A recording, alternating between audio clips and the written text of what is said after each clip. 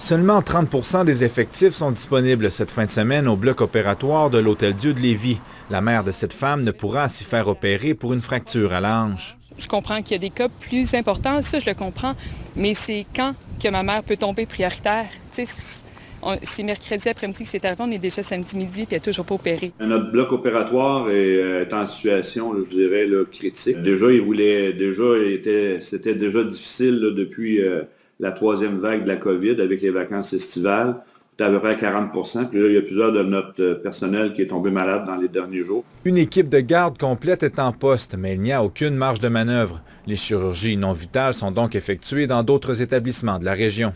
Pour ne pas épuiser cette équipe-là, parce que cette équipe-là risque de travailler là, de longues heures, là, jour, soir, puis même peut-être de nuit.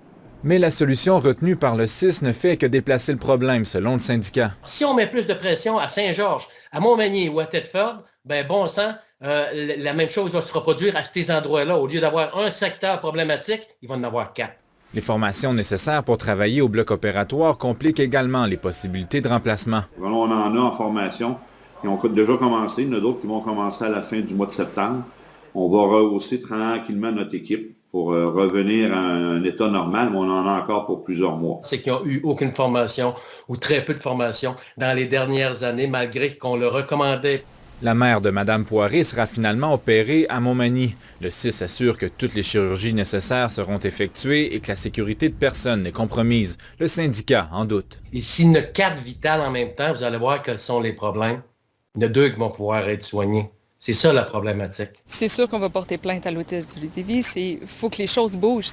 Avec une pénurie de personnel déjà importante, le CIS espère que la 4e vague de COVID-19 ne frappera pas trop durement la région. Ici Marc-Antoine Lavoie, Radio-Canada, Lévis.